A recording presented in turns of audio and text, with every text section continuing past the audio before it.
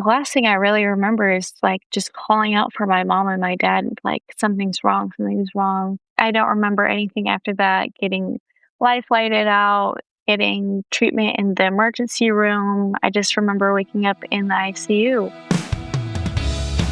You're listening to the Grand Canyon Hiker Dude Show, the voice of Grand Canyon hiking.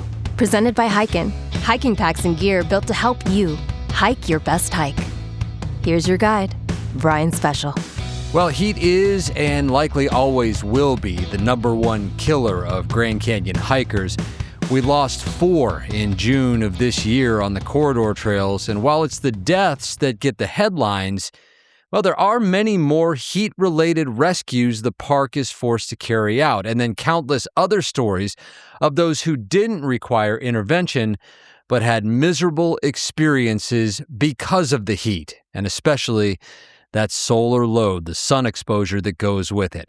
Back in May, one of those stories that often goes unnoticed, a 20-year-old on a long-planned hike with family and friends that was meant to span 6 days and more than 60 miles of off-corridor hiking below the North Rim.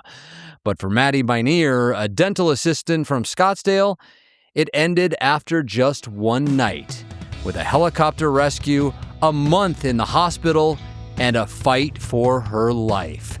This is the Grand Canyon Hiker Dude Show, powered by hiKin. So basically, my younger sister is going off to college, and so it was like the last family kind of get-together that we were thinking of doing.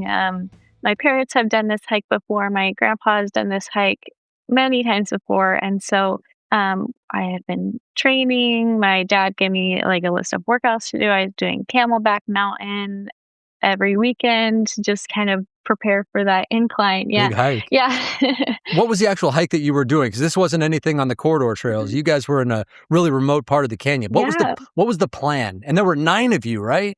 Yes, there was 9 of us. It was me, my younger sister, my 2 younger brothers, my mom, my dad, my grandpa, and his 2 friends. And so they had also done this hike before, his 2 friends. So they were able to help us out a little bit, just kind of preparedness-wise. So what was the hike that you guys were doing? Oh, the hike we were doing, it was Thunder Mountain, Deer Creek off of the North Rim. And you were going to be out there for a long time was the plan. Yeah, we were planning to do about 60 miles in 6 days. 60 miles in 6 days. Wow. Yeah.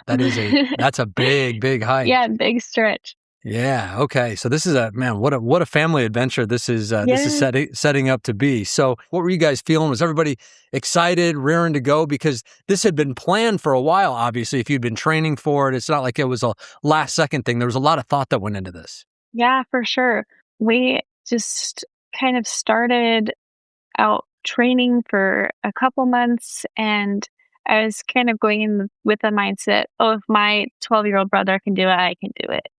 And so we just kind of started easy on the first day. We didn't hike that much. I think it was 7 miles the first day. We got there a little later, and that's just when we started going down into the canyon.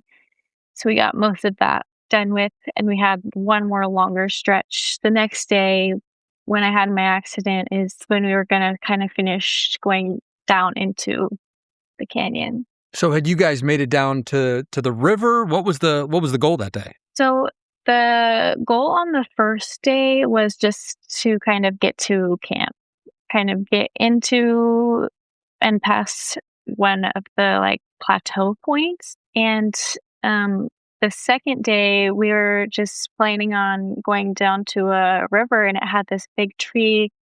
And from where I fell, I could see the tree. I could see my mom and my sister filtering water. And so, like, it was like a mile of no shade where me and my dad had kind of fallen away from everyone. And we had run out of water, and we had packed some down into the canyon. But my dad and my brother had to go back up to the cars, because my mom's food got taken out of her pack by someone else in the group. We're not sure how it got out of the pack, but she was like, Her food did? yeah, her food, Oh my like gosh. all her dry meals, all of her snacks, everything was still in the car. So And how she's far like, down were you when you guys realized that? I think we were 7 miles Oh my into the gosh. canyon. And so it Okay, was okay, like, you gotta tell us. I know yeah. this is a family affair. What was that conversation like? There had to be a there had to be some rather unhappy, people, especially ones that had to hike back to the room. We had all set up our tents, and my sister and I were sharing a tent, and we had just crashed. And we didn't even know about this till in the morning when my dad was like, "Guess what I did last night?" And so, yeah, he took my brother with him because I guess, I don't know, my brother is more in shape, I guess, and quick, he's a good hiker. And so my dad was like, we could just go up there together, make sure we're both safe, you know. And my brother was just having the time of his life, like taking pictures of a bunch of scorpions that he saw, a bunch of like little night creatures. And he's like, "It was so fun. We like chugged monsters when we got up to the top because they had realized this at like 1 in the morning. Oh my And gosh. so they didn't get like any sleep at all. So that was funny the next morning when my dad just like, because that we had also gotten a later start that day because of that. And my grandpa and his friends just packed up their camps and left and didn't say anything. And we were kind of like, okay, it would have been nice if we could have all started early, but that's okay. Oh, So wow. we started, I think, closer to 9 o'clock, and we were planning to start more like 6:30 or something, probably earlier.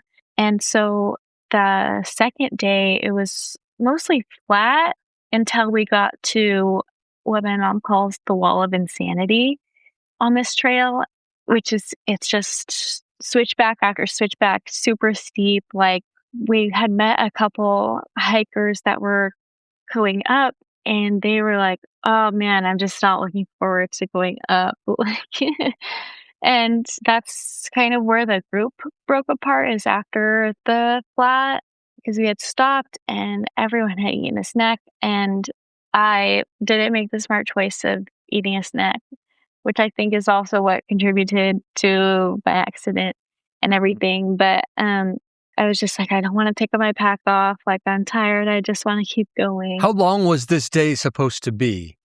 You did 7 miles the first day. How far was Yeah, it it the was second supposed day? to be 10 or Okay. something that day. Yeah. And how far into Um, it were you at this point?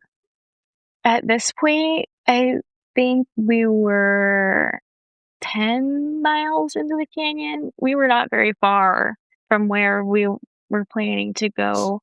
Okay, so Um, you'd gone a few miles on the second day. So you're yeah, about 10 we miles had below gone the it. rim now. Yeah. Okay. And you guys got the late start, and that Mhm. means that the sun is probably The above sun. you. It was in the Yep. mid 80s maybe at that point. Mhm. Yeah. So what were you feeling? You said you were starting to get tired. Yeah, so after the wall of insanity, I had just, like, not been feeling good. I was trying to drink, like, electrolytes that we had packed in, um, and just trying to keep up hydrated, because that was something that I was worried about, is heat stroke. And, um, me and my dad had run out of water, like, right at our last shade spot, and one of my grandpa's friends was telling us, "Oh, this is the really, really long stretch where it's about a mile and it just feels like forever with no shade."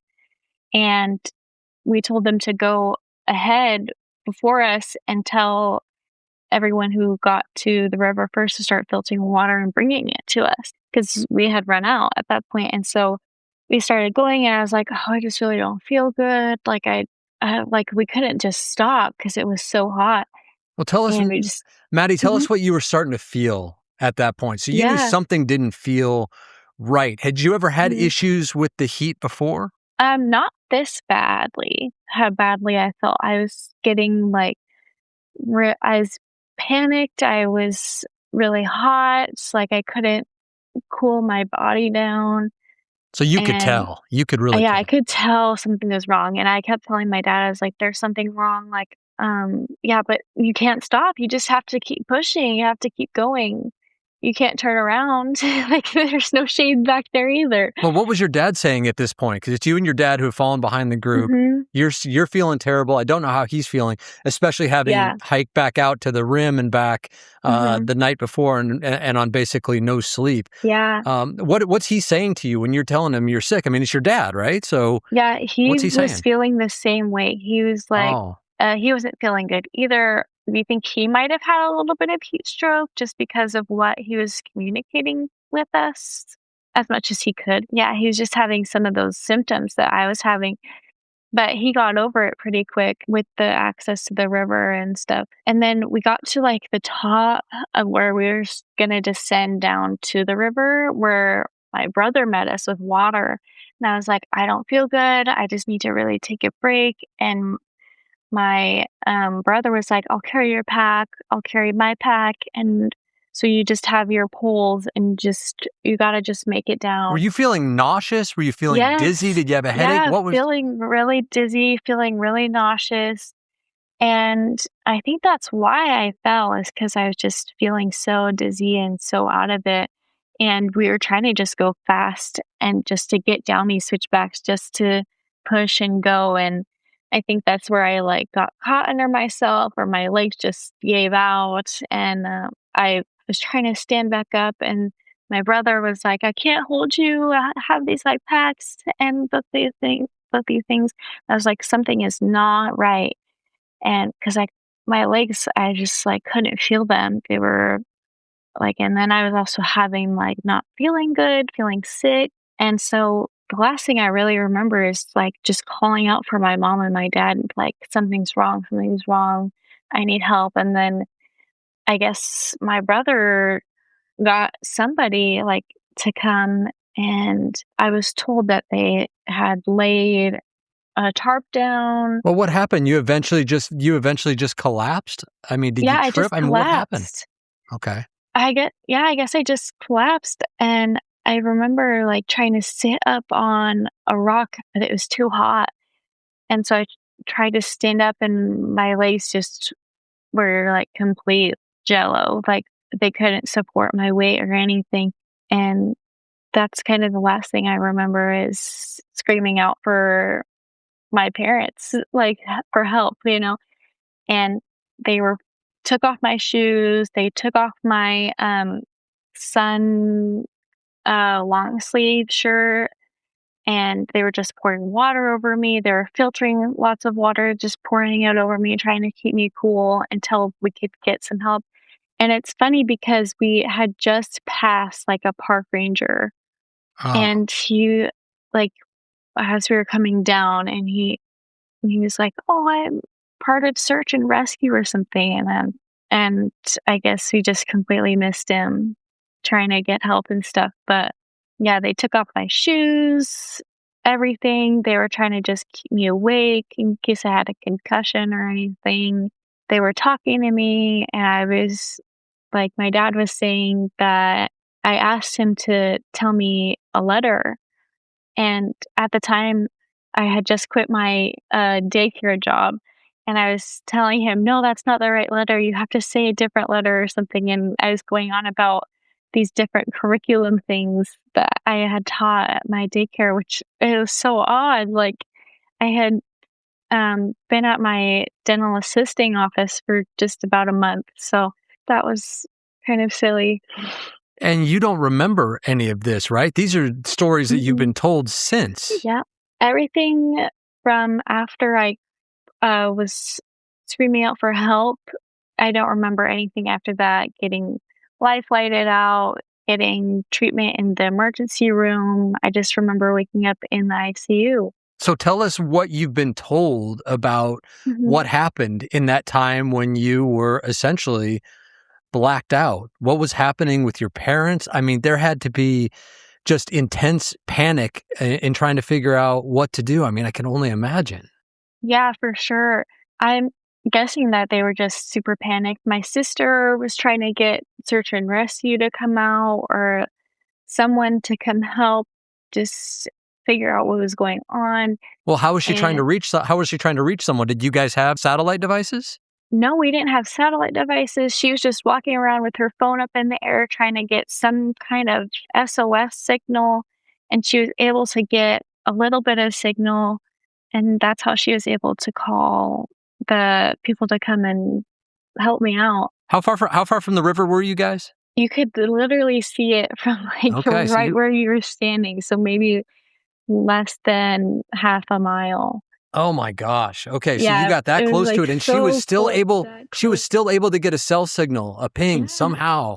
I mean, that that's almost a miracle in was its own right. exactly, yes, and because if we weren't able to get that, like, I don't even know what would have happened, but, yeah, they were just trying to keep me awake in case I had a concussion, and they are trying to keep me from passing out, and eventually they were able to get them down, and my clothes got cut off. I don't have those clothes from, um, the trip, which is funny because I had just bought them a couple days before for the trip. So the search and rescue, the first time that they got to you was by helicopter. And do you know Yeah, how long that was after you had collapsed? I think it was a couple hours.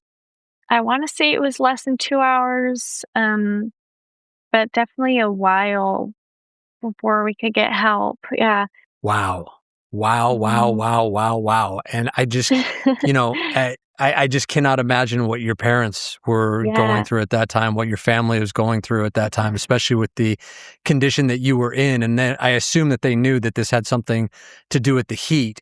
yeah. Have they told you anything about what they were thinking at that time? Your mom, your dad, especially your sister? Yeah, they just were try trying to keep me awake is all they were saying. They really didn't want me to go to sleep or pass out or anything. So they were asking me just random questions like, "Oh, Maddie, tell me a story," or that kind of thing. And they were able to keep you awake, it sounds like, but Yeah, they were able to you keep me just don't awake. remember any of it. No, yeah, like my Wow. brain, I guess, blocked it out or something, which is crazy how your brain can just do that, block out those kind of traumatic events. Yeah, I don't remember getting life flighted out. I don't remember getting treatment in the ER. I just was reading through my GoFundMe one day and was like, "Oh my gosh, all this stuff happened to me," because it was talking about like getting a spinal tap. That's just crazy in itself, getting a spinal tap. So you ultimately, yeah, that does not sound pleasant. So you wake up essentially with the first time not that you've been out, but you just don't remember any of it, but you wake up in the ICU in St. George, Utah, right? What was that like when you finally, I guess, started to come to your senses? Yeah, I was just really confused. I was like, "Where am I? What happened to me?" That kind of stuff, you know?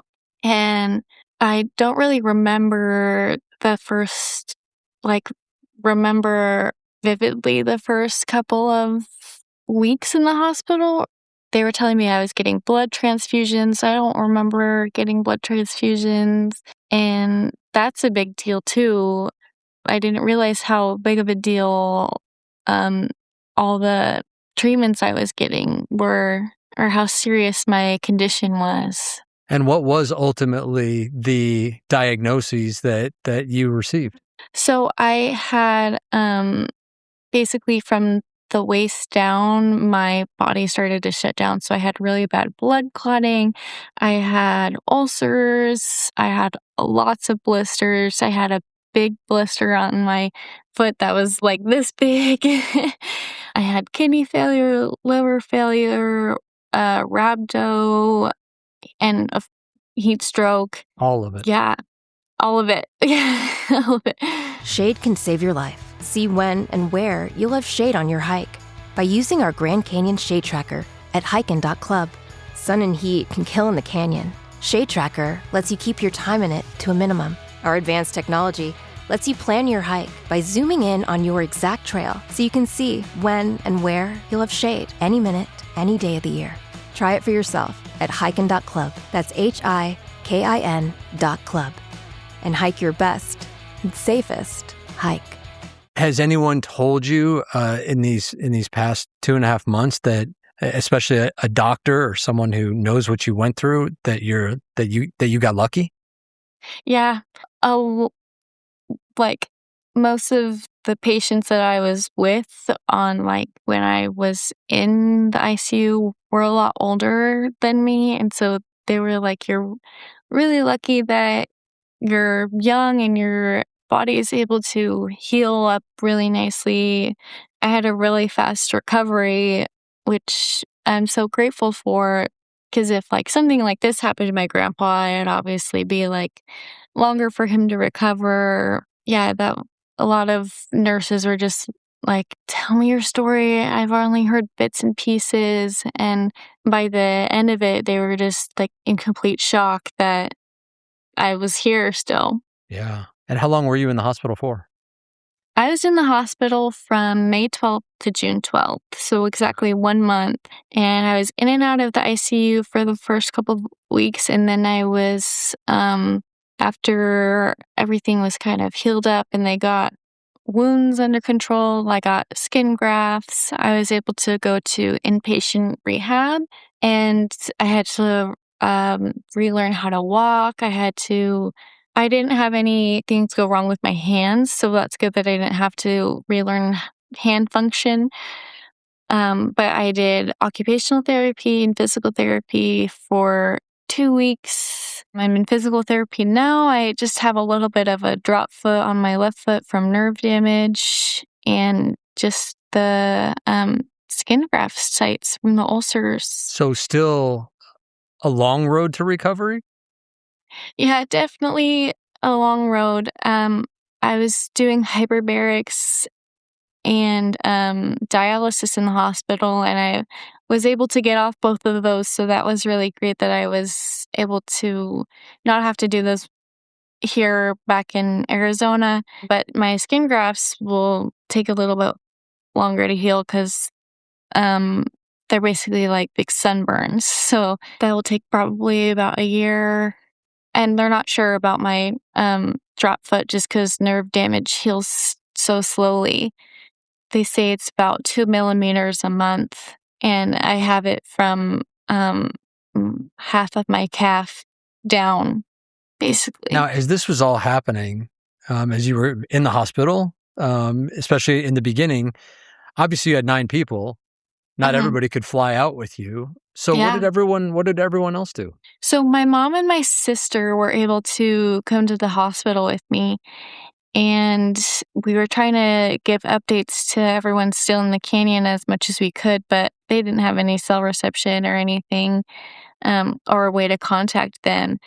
So my brothers, my dad, my grandpa, and his 2 friends finished out the trip, and we met them the following weekend. What do you hope that people learn from your experience? I mean, I'm sorry you went through it, but there are a lot of Yeah, lessons to be learned here. for sure. Um, I just wish I went into the mindset of, it's gonna be hard. I didn't think it was gonna be as hard as it was. I wish I would have prepared myself more, with training and kind of got myself into a better mindset of, because I was like, nothing bad's gonna happen to me. Like, I'm prepared. We have all this, like, we were so ready. And you just never know what's gonna happen, especially with in the canyon where everything is unexpected. Yeah, and you were telling me that there were some photos and video of everything that was happening as you were waiting for the rescuers and then during the rescue. I'm curious, since you were so out of it, what is that like to look back on those? Is that like looking at someone else going, "Wow, that can't be me." Yeah, I have a video that my family took from, um, the bottom of me getting life flighted out, and it's just crazy, like, I don't remember being life flighted out, I don't remember being in a helicopter, um, or looking back at those pictures, I had, so much water retention that my body just swelled up, and I didn't look like myself, and I didn't feel like myself either just 'cause everything was so off and out of whack. Did anyone ever tell you, the doctors or your mom's sister, that there was a chance that you might not have ultimately made it? Yeah, there was. While I was in the emergency room, my mom was trying to get in contact with my dad because it was starting to look like I wasn't going to make it. And they were trying to just get him out of the canyon so that they could do final goodbyes. Wow, that gives you the chills just to hear Right? you Yeah. say that. I mean, do you have a different outlook on life now? You're only 20. You haven't been through too much in life yet, but this is a big one. Do you have any kind of a different outlook or Oh, gratitude yeah, or anything? for sure. I have just been so grateful for everything that, like, I've been able to do now, like learning how to walk. There's people on my inpatient floor that were kind of in the same boat as me, and they were never going to be able to walk again. And so I'm so grateful that I was able to have a full recovery. My kidneys are back at normal function. I left the hospital with better function than they thought I was going to. My liver completely healed up.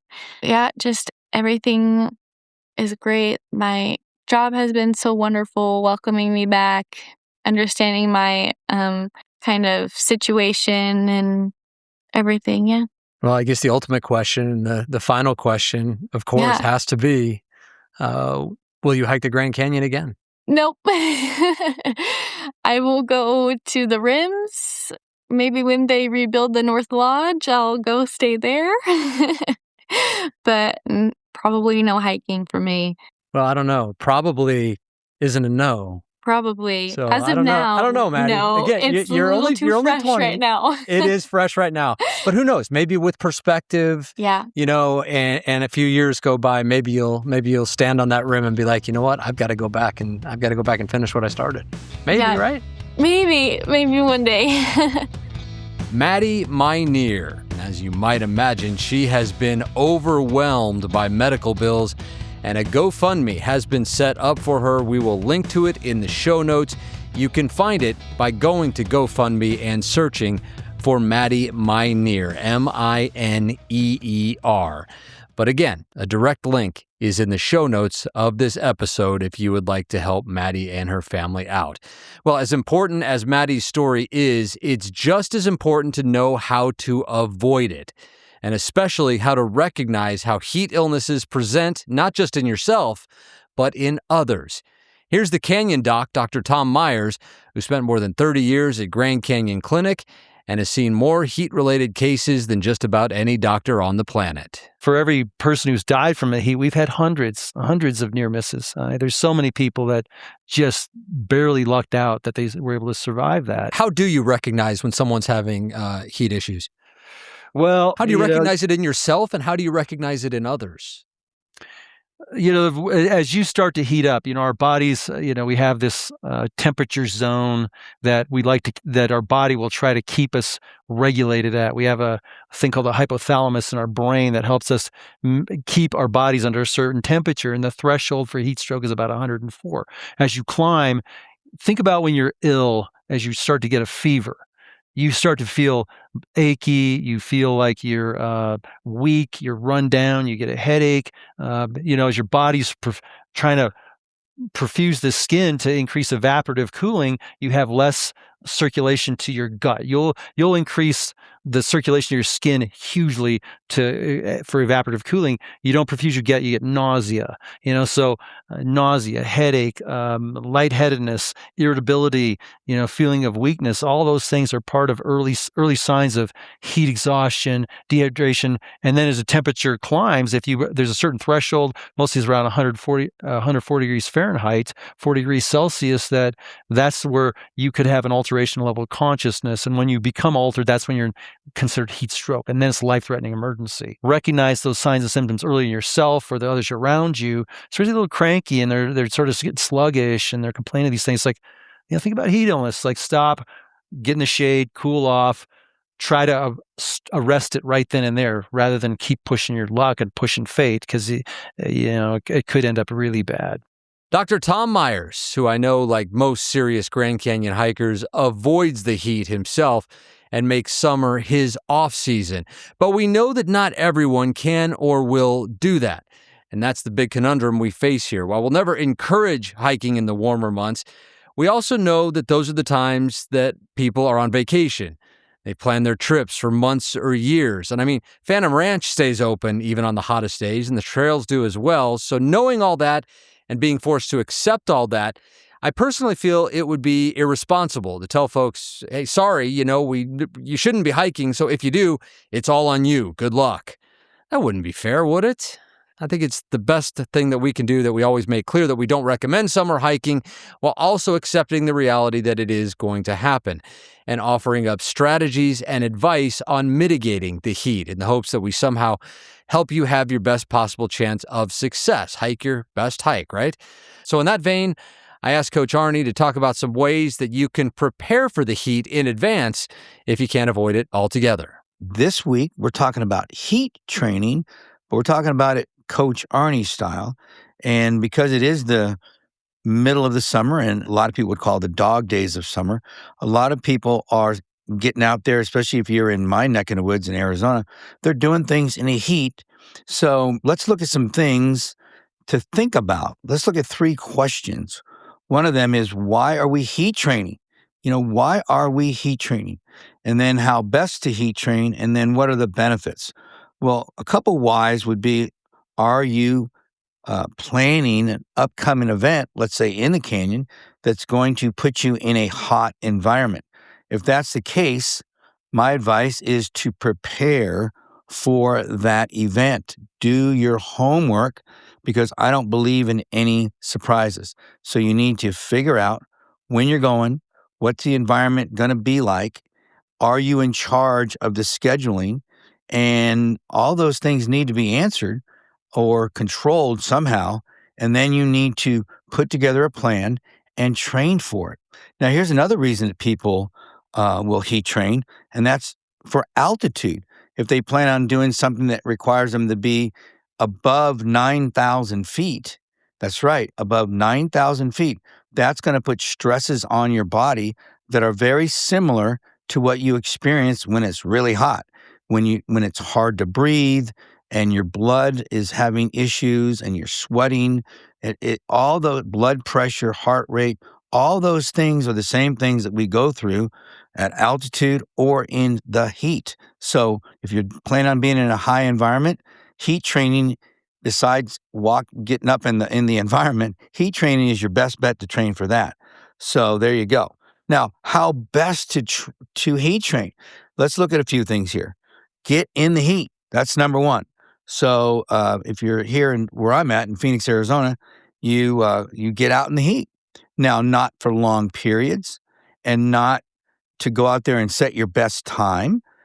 Easy efforts for about 10 to 14 days will really get you ready for your event. That's right. In about 2 weeks, if you're out in the heat for some easy efforts, your body will adapt physiological. It's reality. Just do it. But you got to be consistent. You got to get out in the heat, okay? Number 2, sauna training. This is one of my favorites. Sauna training at least 3 times a week, 20 to 30 minutes. Get out, get in that nice hot, I like 180-degree dry sauna, and you do that for no more than 4 weeks, even though I like the sauna. You will become heat adapted, but you got to get in there 20 to 30 minutes, and you got to be consistent 3 times a week. Just be consistent. Your body will become heat adapted. But again, planning, strategy, preparation, okay? Another way is hot baths. Some people might call those, hot tubs or just a hot bath at about 104 degrees Fahrenheit. You get in there several times a week, immerse yourself for 20 to 30 minutes. That will create some heat adaptation. It really does work if you want to do it. But again, be intentional, prepare, okay? Another one, it's not as good. Some people call it artificial heat. It's overdressing. extra layers of sweatshirts. This is what I used to do before I really knew what I was doing. Jackets, long sleeve shirts. I've had people do this sitting in their car with the heaters running. That's a combination of overdressing and, some heat. Okay. But it is a way to adapt. Okay. And there is some benefit to it. Another way is training indoors. If you're in an indoor gym, don't use the fans, overdress while you're training on the treadmill, on the bike. It's not very comfortable to train like that, but it does create some benefit to overcoming heat. Okay. And here are some things to think about. What to practice. You got to learn your sweat rate. When you're out there, I'm always thinking, okay, like my sweat rate.